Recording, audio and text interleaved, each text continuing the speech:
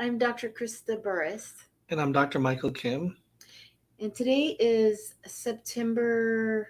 13th, Oh, yeah. 2021. Oh, yes, it is. And we are back with our COVID show about the Coachella Valley. And we apologize. We kind of took a little break. There was Labor Day, and then we had to change the show to today because school schedule and pick up and drop off with all that stuff. So it will be Mondays at 11 o'clock in the morning. If you can't join us, you can always catch the replay. But at least we've had a couple of weeks of stuff to percolate. And Right, right. so, how are you today? I'm good. I'm good. It's definitely hitting fall season with everything that entails, all the um, fall activities, and actually maybe this year even having some holiday celebrations and sort of looking ahead towards that and sort of getting back in the swing of that is definitely a bit of an adjustment. So that's kind of how I'm feeling overall. We're going to talk a little bit about where we are in the Coachella Valley as far as COVID goes. Um, Last time we talked, we had mentioned we hoped we were plateauing out, and it looked like maybe our cases had plateaued. Um, and so we're going to look at the data a little bit and see how that's played out, whether or not we're still looking like we're moving towards a positive trend or not. So let's look at the first slide. And what we see here is that Riverside has actually moved to um, reporting their cases out weekly on Mondays, but it's not until Monday afternoon. So what we have here is an update.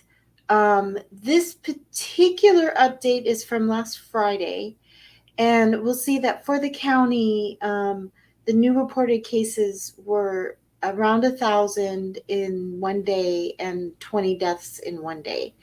So we are seeing an increase in our death rate even as our cases go down.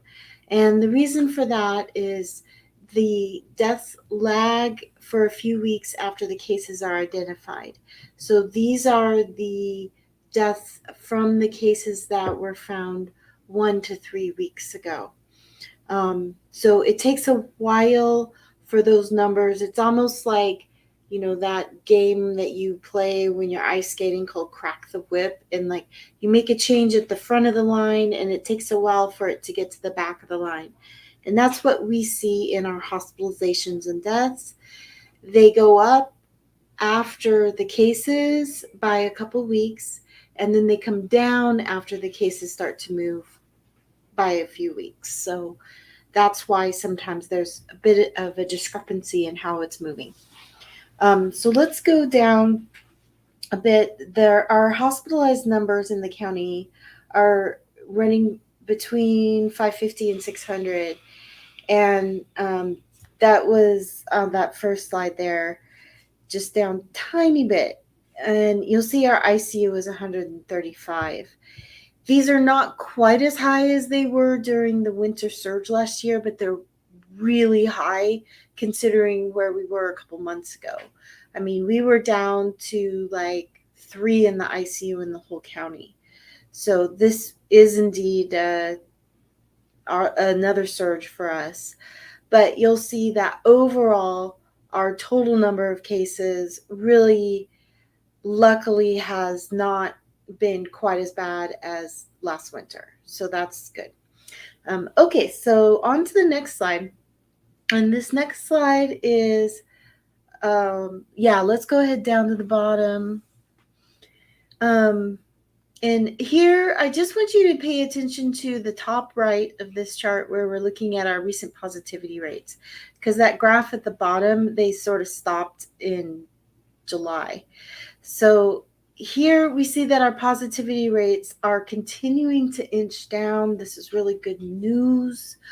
Once it gets under 5, we'll kind of be back to a more moderate transmission level.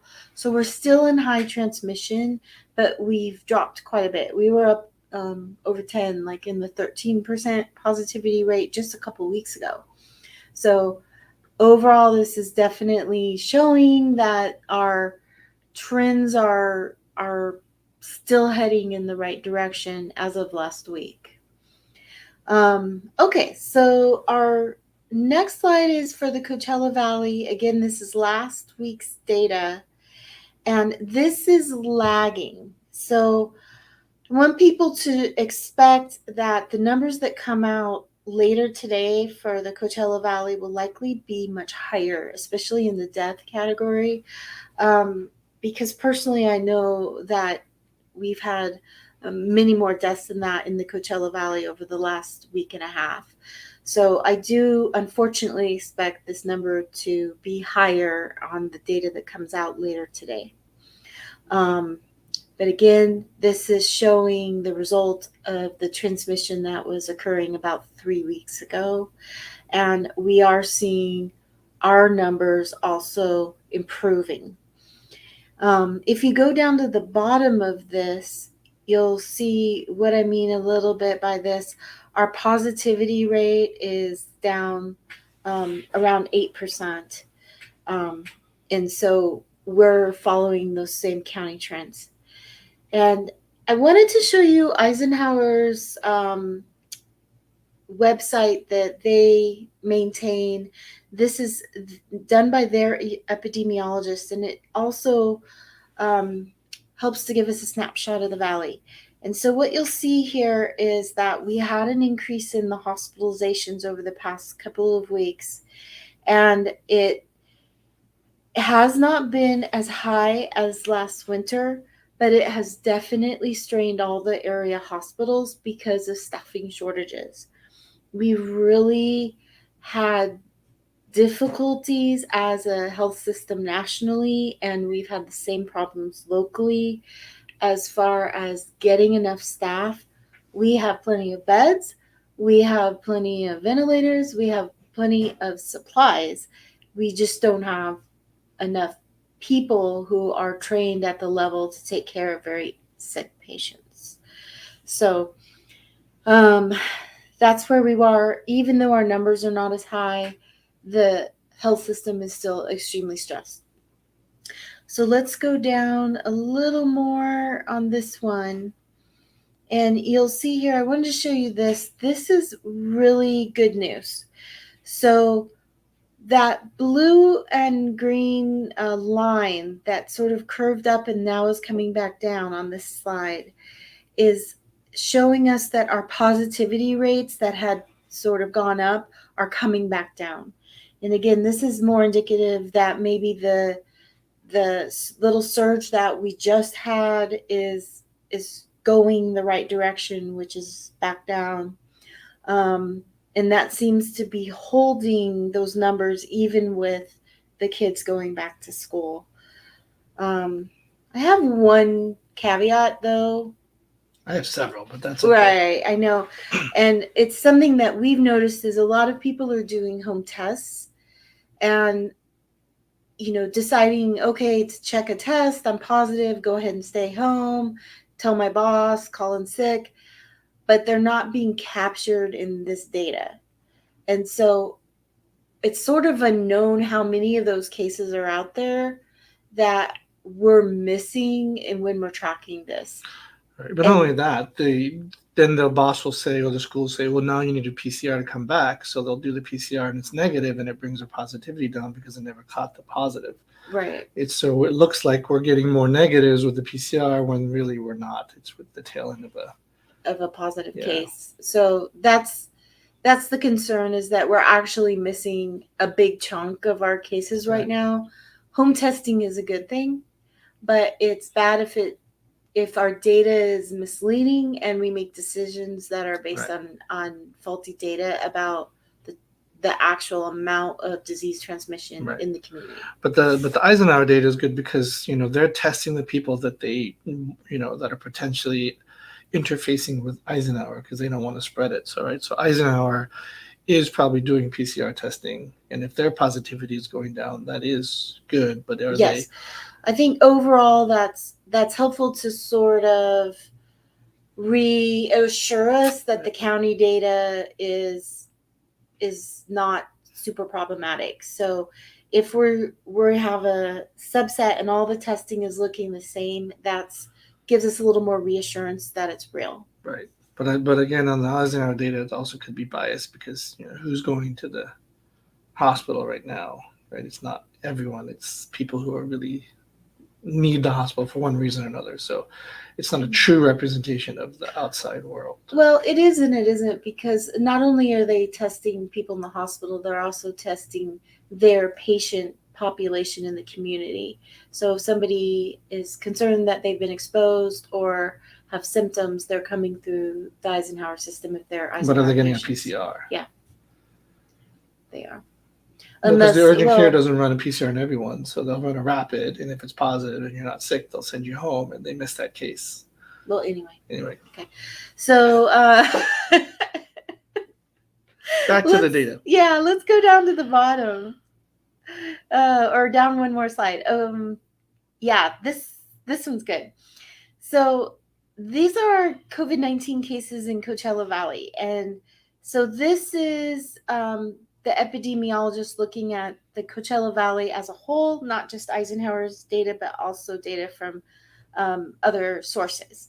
And this gives you an idea of sort of how this little surge has been very compact. If you look at the previous surge, it was sort of more spread out. This one has really been a good sort of visual explanation of why Delta is different. It spreads very quickly, very well. So you get one case and boom, you've got, 5 more, and 2 days later you've got 20 more. And that's how Delta is different. It's just much more efficient at spreading. But it also gives you an idea of the total number, due in part to our vaccination coverage. We haven't had a huge spike. However, what you do see here is that we are seeing an increase in our death rates. And let's go down one more, I think.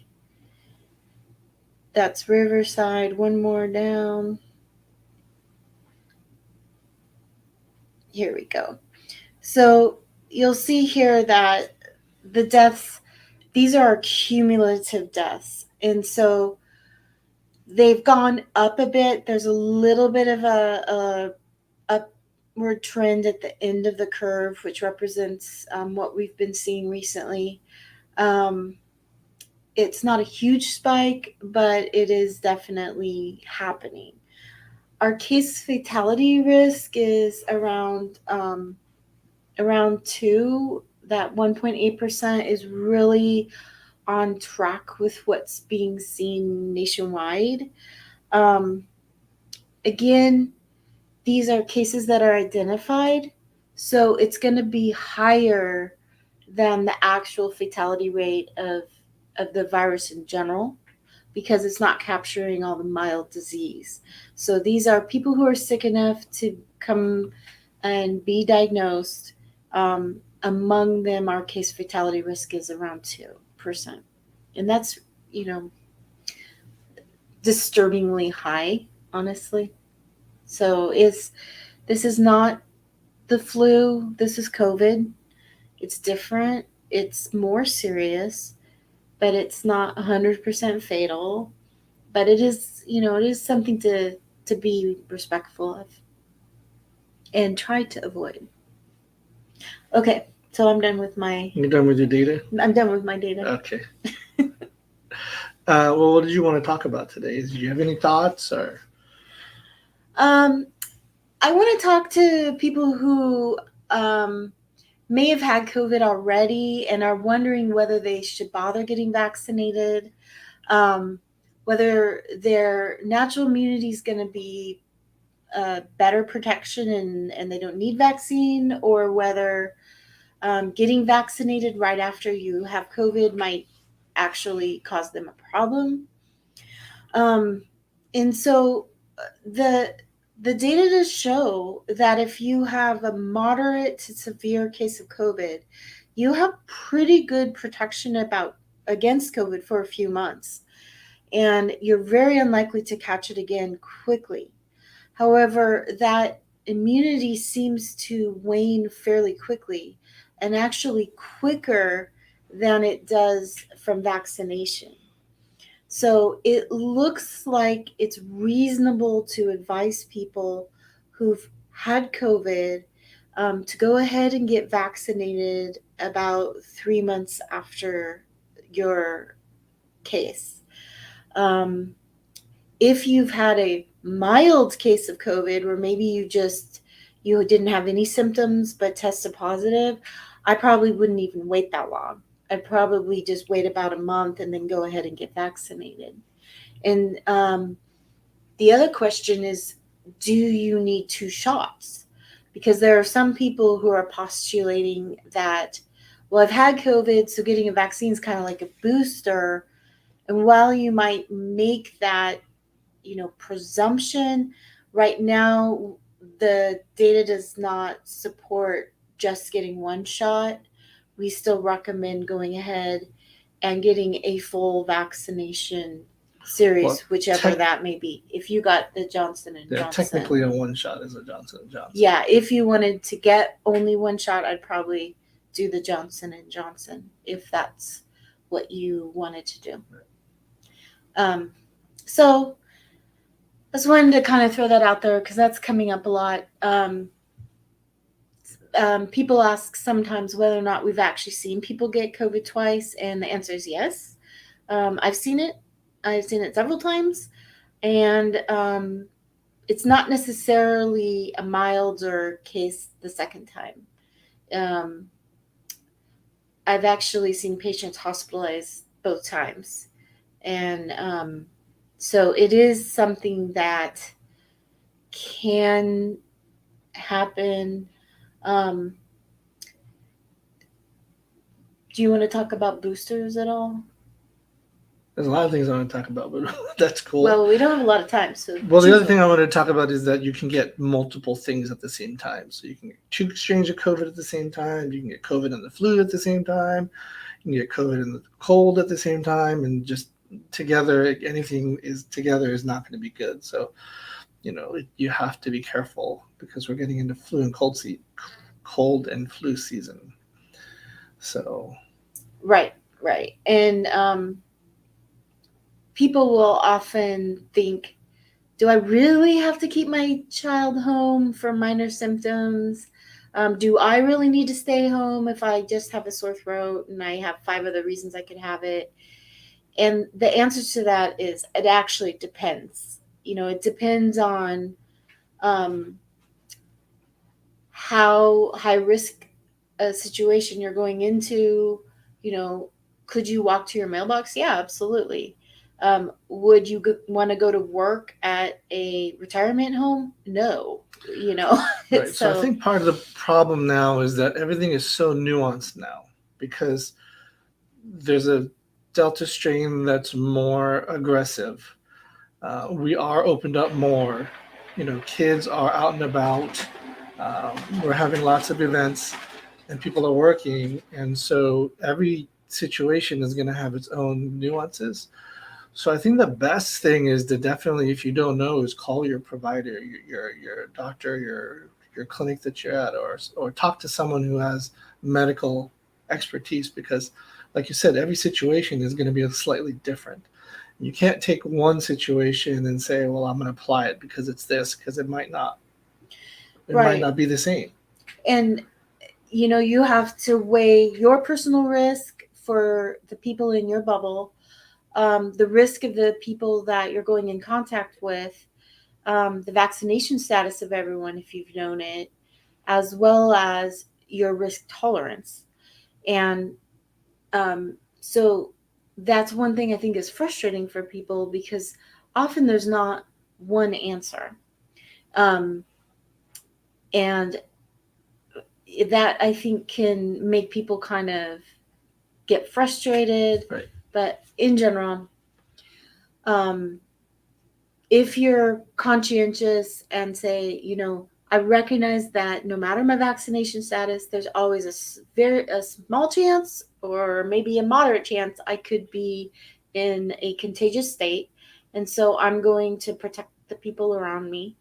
Um, and I'm going to decide who my bubble is.